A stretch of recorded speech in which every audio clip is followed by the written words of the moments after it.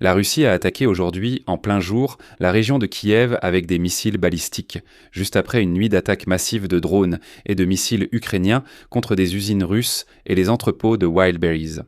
Aujourd'hui, le 24 juillet, les Russes ont frappé un terrain d'entraînement dans la région de Kiev où se tenait à ce moment-là une exposition d'armement. Malheureusement, il y a des morts, des blessés et des destructions. Selon les médias, il s'agirait d'une exposition de drones appelée Armada. D'après les dernières informations, on sait déjà qu'il y a 10 morts et 100 blessés à la suite de la frappe sur le terrain d'entraînement dans la région de Kiev. Et voici un détail à cause duquel nous allons décortiquer ce sujet sans ménagement aujourd'hui. L'annonce de cette exposition sur le terrain d'entraînement était en libre accès sur Internet. Autrement dit, les Russes pouvaient apprendre l'existence de l'événement grâce à des sources ouvertes, et frapper précisément lors de cet événement spécifique. Vous voyez ça? Ça flambe à Wildberries. Dans la deuxième partie de cette émission, nous allons discuter des frappes de l'Ukraine contre la Russie la nuit dernière. En particulier, un missile Flamingo a frappé une usine à Kirov, qui fabrique des missiles anti-aériens pour l'armée russe à 1000 km de la frontière. De plus, aujourd'hui, des entrepôts brûlent dans les entrepôts de Wildberry à Saint-Pétersbourg, Tver et à Simferopol occupés. Et les analystes occidentaux affirment déjà que la guerre a enfin frappé. Cette fois, ce sont les Russes riches qui sont touchés. Et cela a radicalement changé leur perception de la guerre. En même temps, la Russie a fermé aujourd'hui la mer Noire. Et les Russes essaient massivement de fuir la Russie sur fond de rumeurs de mobilisation. Je m'appelle Alexei Peschi. Discutons ensemble de tous ces sujets. Mais avant de commencer, je vous demande de vous abonner à cette chaîne YouTube. Nous approchons la barre des 300 000 abonnés. Je vous serai donc reconnaissant pour votre soutien, votre abonnement. Je commence cet épisode par la frappe sur le terrain d'entraînement dans la région de Kiev, car c'est la principale et la plus douloureuse nouvelle du jour. Dans l'après-midi du 24 juillet, l'armée de la Fédération de Russie a lancé une frappe de missiles sur la région de Kiev.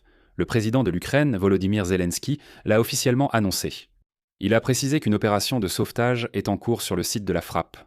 Par la suite, l'administration militaire régionale de Kiev a précisé que c'est le district de Boucha qui a le plus souffert de la frappe. Selon des informations préliminaires, la frappe a visé le territoire d'un terrain d'entraînement privé où se déroulaient des événements. Vers 11h30 du matin, une série d'explosions a retenti à Kiev. Les forces aériennes ukrainiennes ont signalé le déplacement de plusieurs cibles à grande vitesse vers la capitale et la région. Auparavant, elles avaient averti d'une menace balistique venant du nord. Des informations ont ensuite circulé sur les réseaux sociaux affirmant que la frappe aurait visé une exposition de technologie militaire près de Kiev. C'est ce qu'a déclaré au journaliste Valery Borovik, fondateur de l'entreprise de production de matériel de défense First Contact. Selon lui, il s'agissait précisément d'une exposition de drones. À l'heure actuelle, on sait qu'il y a 10 morts et une centaine de blessés. Et voici maintenant la raison pour laquelle il y a actuellement une vive polémique sur les réseaux sociaux, l'annonce de l'organisation d'une exposition d'armement sur le terrain d'entraînement. L'annonce était en libre accès sur Internet, on en faisait carrément la promotion. Autrement dit, les services de renseignement russes n'avaient absolument rien à chercher. Il suffisait simplement de surveiller les sources ouvertes avec quelques mots-clés. Il suffisait de taper exposition d'armement, exposition de drones, etc. Et la publicité contextuelle vous donnera finalement l'information qu'une telle exposition aura lieu dans la région de Kiev. Et c'est précisément pour cette raison que ce fameux Borovik dit que la frappe a très probablement été effectuée en visant très probablement un événement précis. Pas de façon indiscriminée, pas au hasard, pas simplement sur le terrain d'entraînement, mais en sachant précisément que, à ce moment-là, des fabricants de drones, des représentants d'écoles de pilotage et bien sûr des militaires s'y réuniraient en dedans. Qu'importe comment les anciens conseillers de l'ex-ministre de la Défense tentent d'expliquer que les Russes ont mené une reconnaissance aérienne, un renseignement spatial, des images satellites, etc. Le fait est qu'il est dangereux qu'organiser de tels événements aussi ouvertement est dangereux, mais pour une raison quelconque, ils continuent de les organiser. Je ne vais pas citer de noms, mais si vous surveillez les réseaux sociaux en ce moment, vous verrez littéralement quelques noms d'anciens conseillers de l'ancien ministre de la Défense qui affirment que, malheureusement, les Russes ont découvert, grâce aux renseignements, où et quoi se passe. Je le répète, tout cela était en accès libre. Et ici, je rappelle qu'en août 2023, les troupes russes ont frappé le centre de Tchernihiv, et Tchernihiv aussi. À ce moment-là, l'un des missiles a touché le théâtre dramatique local, où se tenait une exposition de drones appelée Lyutip Tashki. 7 personnes ont alors été tuées et plus de 150 blessés. L'organisateur de cette exposition était le projet Victory Drones, fondé par Maria Berlinskaya, qui travaille dans le domaine des drones depuis longtemps. À l'époque, elle avait été vivement critiquée pour avoir organisé de tels événements ouvertement. Et voilà, 3 ans plus tard, un événement similaire est à nouveau organisé ouvertement. La conclusion de cette histoire est simple. Toute annonce publique d'un événement réunissant des fabricants d'armes et des militaires est une invitation directe à une attaque russe. L'ennemi lit parfaitement nos sites, nos chaînes Telegram, nos communautés, etc. Et il les lit même plus attentivement que nous. En 24 heures, une pension a été frappée dans la région de Tchernihiv lors des attaques russes. À Kherson, un homme de 68 ans a été blessé. Et dans la région d'Odessa, une femme et son enfant ont été touchés. Notre défense anti-aérienne a abattu 164 cibles aériennes pendant la nuit et la matinée.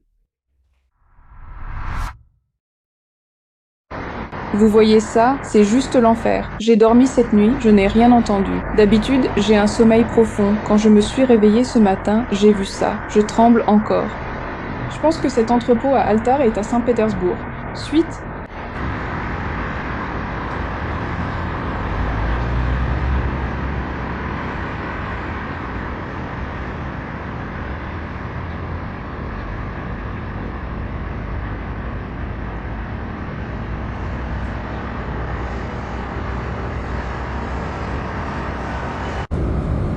Eh bien, il est en train de brûler, Wildberries. Je suis parti sur la route à péage. Ça brûle sévèrement. C'est justement l'entrepôt le plus grand de Saint-Pétersbourg. La défense anti-aérienne abattait. La défense anti-aérienne fonctionnait. Voilà, il y en avait 7. Ils ont survolé tous les entrepôts et ont frappé précisément Wildberries. À suivre. Ici, c'est blanc.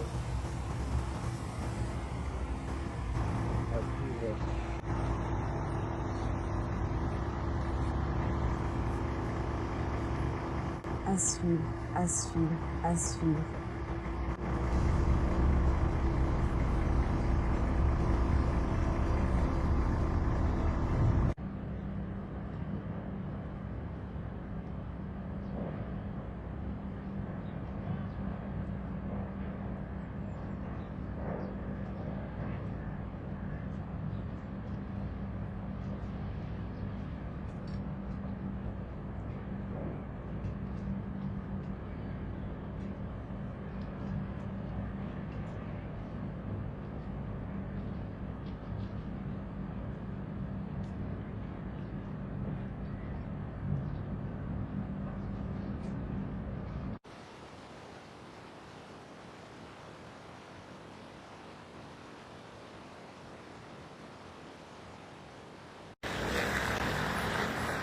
La suite.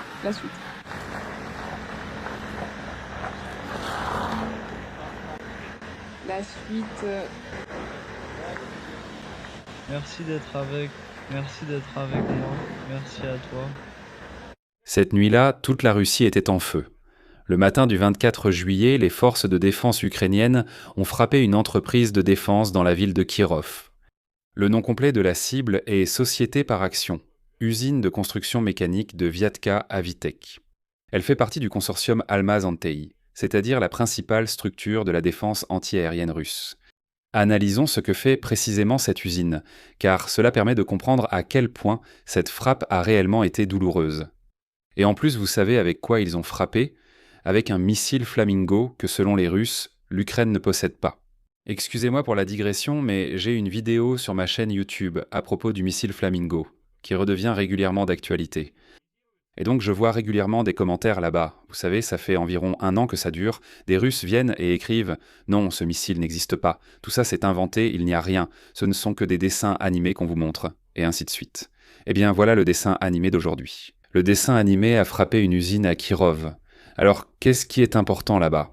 Premièrement, cette usine Avitek est impliquée dans la production de systèmes de missiles anti-aériens Thor. C'est une défense aérienne militaire à courte portée, ce que les Russes utilisent pour protéger leurs troupes et leurs installations contre nos drones et nos missiles. Autrement dit, nous éliminons la production de leur défense anti-aérienne. Deuxièmement, et c'est encore plus important, l'entreprise fournit des composants pour les moteurs des missiles Kh-101 et Kh-59. Et les deux missiles sont des missiles de croisière stratégiques que les Russes utilisent régulièrement pour frapper nos villes lors d'attaques massives. Autrement dit, l'usine participe directement à la production de ce qui frappe les maisons ukrainiennes. Troisièmement, en plus de cela, l'entreprise se spécialise dans les missiles RR, les missiles cibles, les sièges éjectables et les systèmes aéronautiques. L'arme utilisée pour frapper cette usine est une fierté à part entière. Le cofondateur de l'entreprise ukrainienne Firepoint, Denis Shtillerman, a publié aujourd'hui une vidéo du lancement d'un missile. Et l'entreprise a confirmé qu'un missile de croisière FP5 flamand de fabrication ukrainienne avait frappé l'usine en Russie.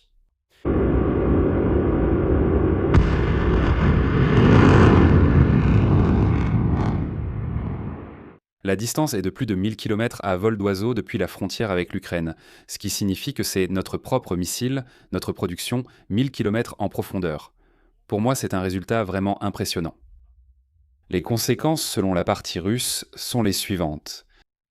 Le gouverneur de Kirov, Alexandre Sokolov, a d'abord confirmé le fait même de l'attaque contre, comme il l'a dit, une entreprise à Kirov et la présence de blessés, sans donner de détails au début.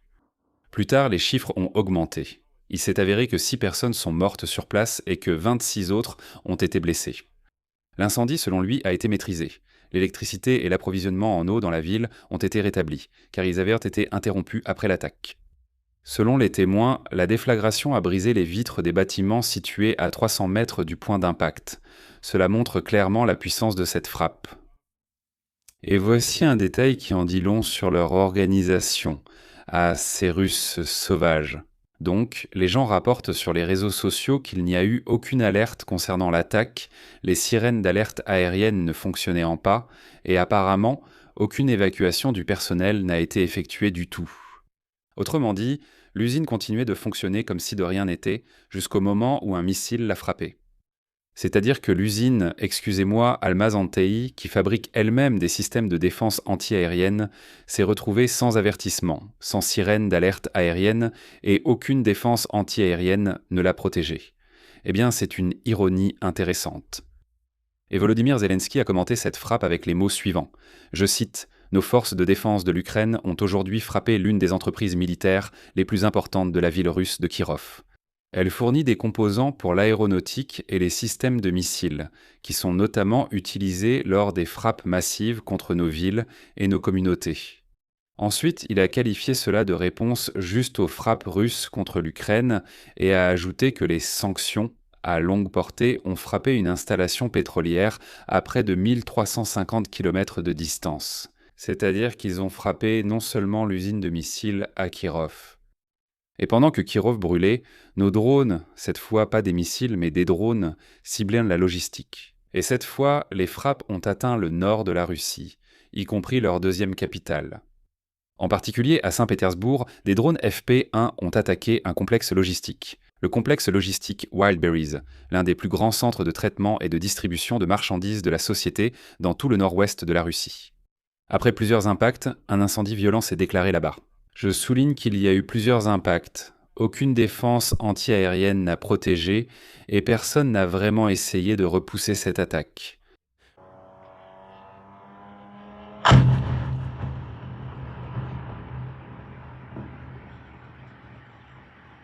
La suite. Sous-titre Dimatorzok. Sous-titre créé par Dimatorzok.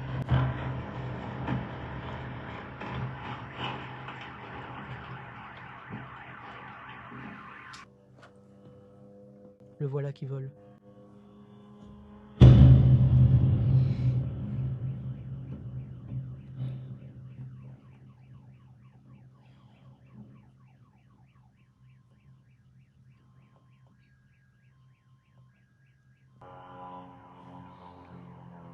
Le voilà, le voilà, le voilà, le voilà, le voilà. Putain.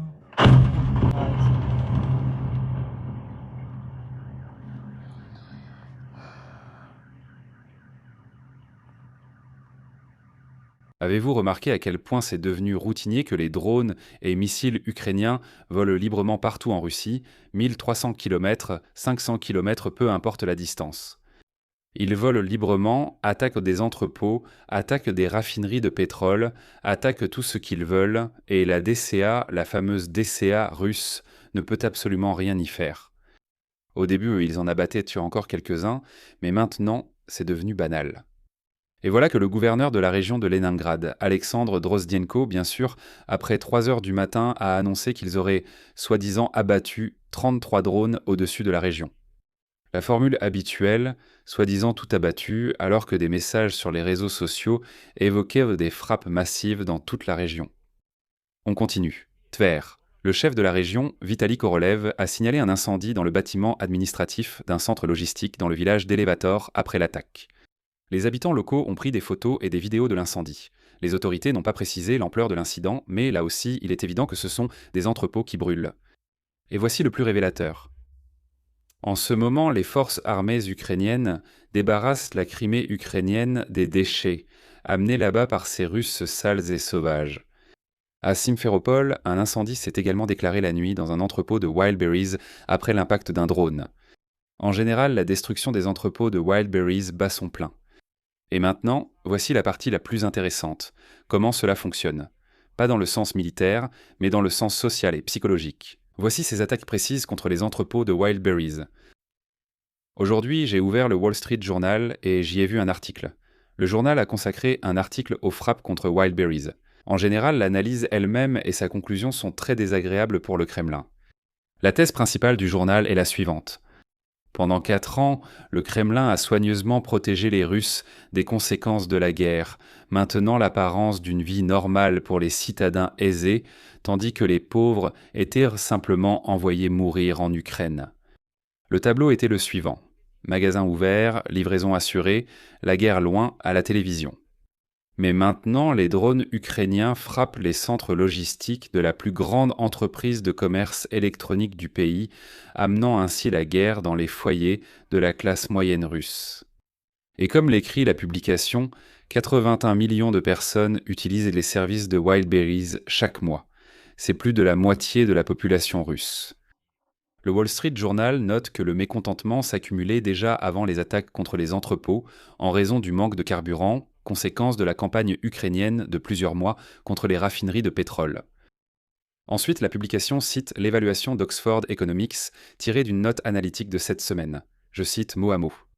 La crise du carburant est sans doute le bouleversement le plus visible pour les citoyens ordinaires depuis la mobilisation de nouvelles troupes en septembre 2022.